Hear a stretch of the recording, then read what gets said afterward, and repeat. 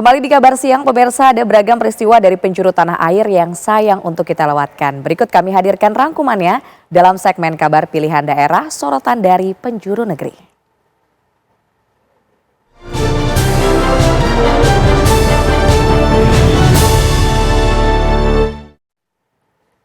Ada rekan kami Nofri Afandi dari TV One Biro Medan dan juga Goldi Gumilang dari TV One Biro Surabaya. Kita pertama pemirsa akan menuju ke Medan terlebih dahulu bersama dengan Nofri Afandi. Selamat siang Nofri, ada kabar pilihan apa untuk siang hari ini dari Medan?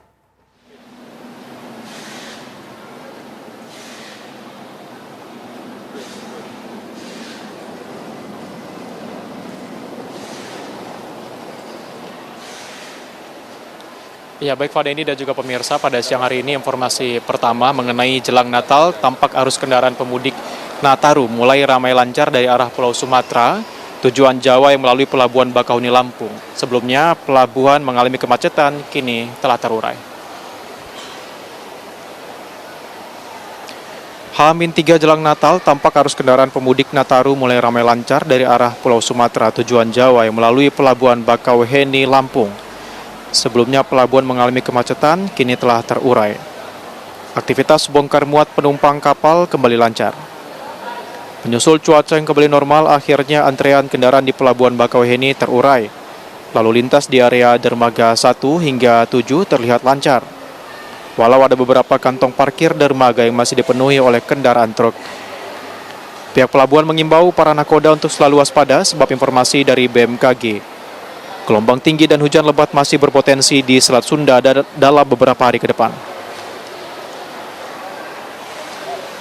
Ya, informasi berikutnya pemirsa, untuk periode angkutan Natal dan Tahun Baru tahun ini di Bandara Internasional Kuala Namu Deli Serdang ini sudah dimulai sejak 18 Desember hingga 4 Januari mendatang, di mana di Bandara Internasional Kuala Namu sendiri memproyeksikan peningkatan pergerakan pesawat udara sebesar 3% dibandingkan periode yang sama pada tahun lalu.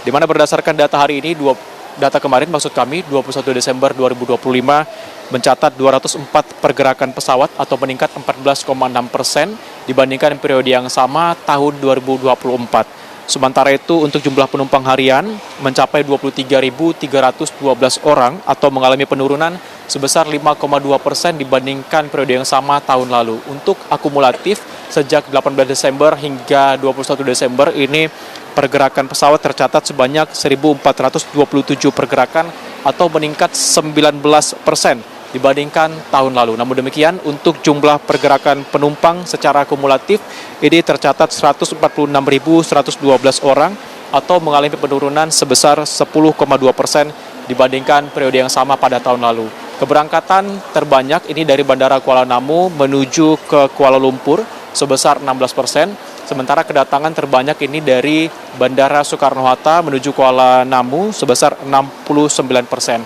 Sementara itu untuk puncak arus mudik diprediksi terjadi pada 23 Desember dengan prediksi total pergerakan penumpang mencapai 27.100 penumpang dan puncak arus balik terjadi pada 4 Januari 2026 dengan prediksi pergerakan penumpang mencapai 28.705 penumpang. Demikian yang dapat saya laporkan dari Bandara Internasional Kuala Namu Deli Serdang. Saya kembalikan ke Fada Indi di studio. Baik, dari Novi, pemirsa kita akan bergeser. Kita menanyakan kabar pilihan dari wilayah Surabaya, Jawa Timur bersama dengan rekan Goldi di sana. Goldi, silakan. Selamat siang Fada Indi dan juga pemirsa, ada dua informasi dari TV One Biro Surabaya. Kita ke informasi pertama. Banjir lahar panas Gunung Semeru kembali menerjang aliran Sungai Regoyo di Lumajang, Jawa Timur pada Minggu siang. Beberapa saat kemudian aliran lahar dingin disusul aliran lahar panas langsung datang dan meluap ke atas jembatan Limpas. Nah, seorang penambang pasir yang tak sempat melarikan diri akhirnya terjebak di tengah aliran lahar.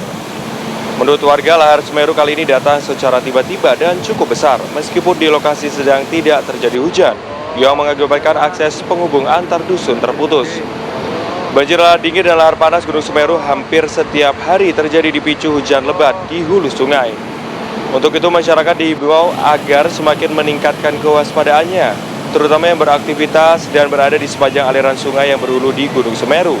Mengingat saat ini Gunung Semeru masih berstatus siaga atau level 3.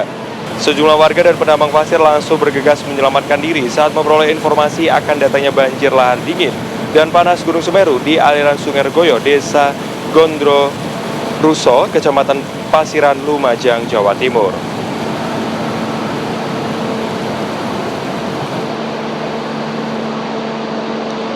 Kita beralih ke informasi selanjutnya terkait dengan angkutan libur Natal dan Tahun Baru 2026. Saat ini di Stasiun Pasar Turi Surabaya terlihat lonjakan penumpang mulai berdatangan untuk berangkat ataupun turun di Stasiun Pasar Turi yang berada di wilayah Daob 8 Surabaya. Berdasarkan data yang kami himpun hingga hari Senin 22 Desember 2025 pukul 9 pagi, hari ini tercatat ada 44.760 pelanggan menggunakan layanan kereta api wilayah Daob 8 Surabaya dengan rincian terdiri dari 22.367 pelanggan berangkat dan 22.393 pelanggan tiba, dan jumlah ini diperkirakan akan terus naik hingga menjelang Natal dan juga Tahun Baru 2026. Selain itu juga pemirsa, ada beberapa rute favorit yang disinggahi ataupun akan didatangi oleh para penumpang yang menggunakan mode transportasi kereta api dari wilayah Surabaya, yakni jalur Yogyakarta, Jakarta, Bandung, dan juga Ketapang. Dan juga hingga saat ini, akumulasi keberangkatan dan juga kedatangan dari penumpang di wilayah KAI Daob 8 Surabaya dari tanggal 18 Desember hingga kemarin hingga hari ini maksud kami tanggal 22 Desember tercatat mencapai 206.842 pelanggan. Dan dari jumlah tersebut ini diperkirakan akan terus naik. Sementara itu pantauan dari Stasiun Pasar Turi terkait dengan angkutan Nataru 2025-2026. Kami kembalikan ke rekan di studio. Baik, terima kasih atas informasinya Goldi Gumilang dari Jawa Timur, dan sebelumnya juga ada Nofri Afandi dari Sumatera Utara.